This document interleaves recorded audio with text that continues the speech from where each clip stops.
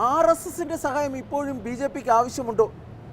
കഴിഞ്ഞ ദിവസം ഒരു മാധ്യമത്തിന് അനുവദിച്ച അഭിമുഖത്തിൽ പാർട്ടി അധ്യക്ഷൻ JP നദ്ദ ഇക്കാര്യത്തിലുള്ള തൻ്റെ നിലപാട് വ്യക്തമാക്കി.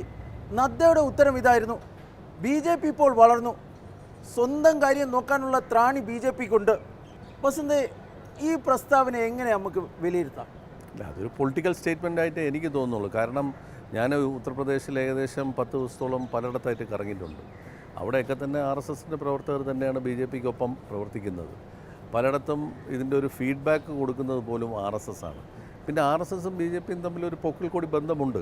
അത് കട്ട് ചെയ്ത് കളഞ്ഞിട്ട് BJP ഒരു സെപ്പറേറ്റ് എൻറ്റിറ്റി ആയിട്ട് നിൽക്കാനുള്ള സാധ്യതയൊക്കെ വളരെ വിരളമാണ്.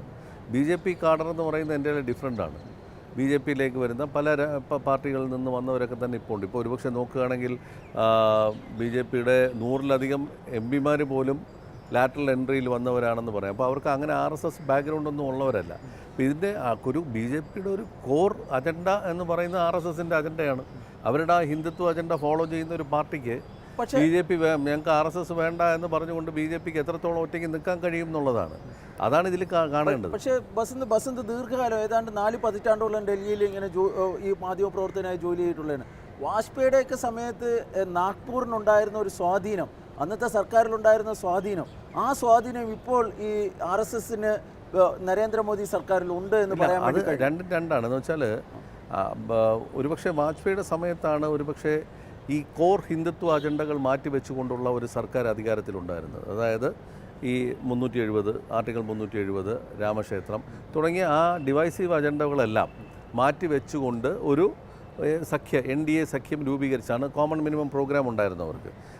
അതിൽ ഭരണം നടന്നൊരു സർക്കാരായിരുന്നു അത്.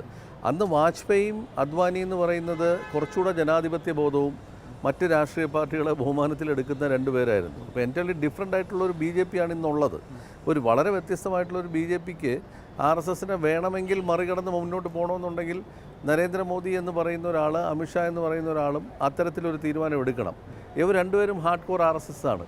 അവരുടെ അജണ്ട തന്നെയാണ് ഇപ്പോൾ ഫോളോ ചെയ്യുന്നത്. RSS സർസംഘചാലകിനൊക്കെ പണ്ട് ഇന്ത്യയിലുണ്ടായിരുന്ന ഒരു സ്പേസ്, ഒരു മീഡിയ സ്പേസ് ഒക്കെ ഇപ്പോൾ ഉണ്ടോ?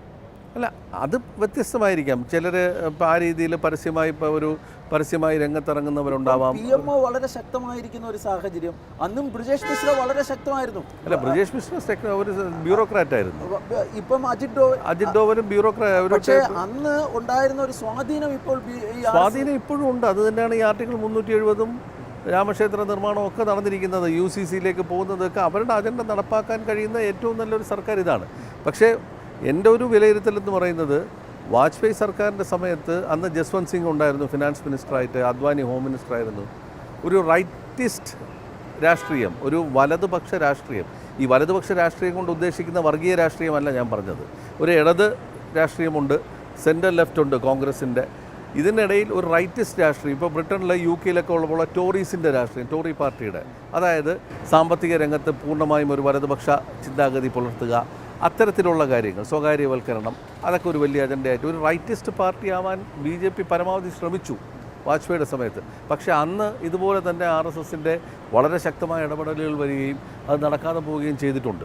അപ്പോൾ ഇന്നും എൻ്റെ വിശ്വാസം, എൻ്റെ ഒരു വിലയിരുത്തലെന്ന് പറയുന്നത്, നഡ്ഡ ഒരു പൊളിറ്റിക്കൽ സ്റ്റേറ്റ്മെൻറ്റ് നടത്തിയിട്ടുണ്ടാവും. പക്ഷേ RSSനെ വിട്ടു നിന്നുകൊണ്ട്, RSSനെ പൂർണ്ണമായി മാറ്റി നിർത്തിക്കൊണ്ട് BJPക്ക് എത്രത്തോളം പോകാൻ കഴിയുമെന്നുള്ള കണ്ടറിയണം. പ്രത്യേകിച്ച് ഗ്രാമങ്ങളിൽ, ഉത്തരേന്ത്യയിലെ ഗ്രാമങ്ങളിൽ. നദ്ദ പറഞ്ഞിരിക്കുന്നത്, ഞങ്ങൾക്ക് ആദ്യ കാലഘട്ടങ്ങളിൽ ഞങ്ങൾക്ക് ഇവരുടെ സഹായം വേണ്ടിയിരുന്നു, അന്ന് ഞങ്ങൾ ശക്തരല്ലായിരുന്നു, പക്ഷേ പിന്നീട് ഇപ്പോൾ ഞങ്ങൾ കാര്യമായി ശക്തരായി, ഇന്ന് ഞങ്ങൾക്ക് സ്വന്തം കാര്യം നോക്കാൻ അറിയാം.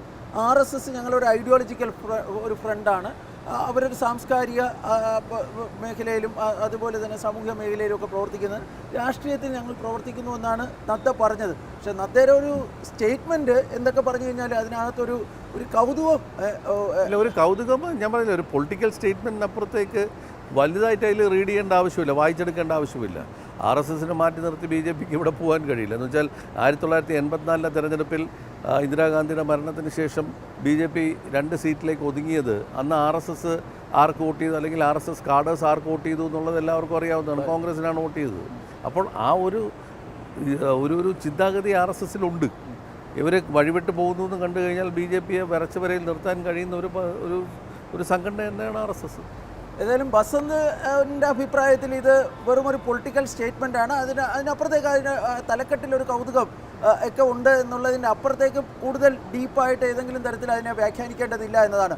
പക്ഷേ രാഷ്ട്രീയ കേന്ദ്രങ്ങളിൽ സ്വാഭാവികമായും നദ്ദയുടെ ഈ പ്രസ്താവന വലിയ ചർച്ചയാകാൻ തന്നെയാണ് സാധ്യത. പ്രത്യേകിച്ച് നരേന്ദ്രമോദി 3ാം തവണയും അധികാരത്തിൽ വരികയാണെങ്കിൽ ആ അധികാരം ഒരു തമ്പിങ് മെജോറിറ്റിയോടുകൂടിയാണെങ്കിൽ ഈ RSSനെ പോലും അദ്ദേഹം അവഗണിക്കാനുള്ള സാധ്യത ഉണ്ട് എന്ന് പല കോണുകളിലും ഇതിനോടകം തന്നെ അഭിപ്രായങ്ങളൊക്കെ ഉണ്ടായിട്ടുണ്ട്. ഏതായാലും ആ പശ്ചാത്തലത്തിൽ നദ്ദയുടെ ഈ പ്രസ്താവന വലിയ തോതിൽ വരും ദിവസങ്ങളിൽ ചർച്ച ചെയ്യപ്പെടാനാണ് സാധ്യത.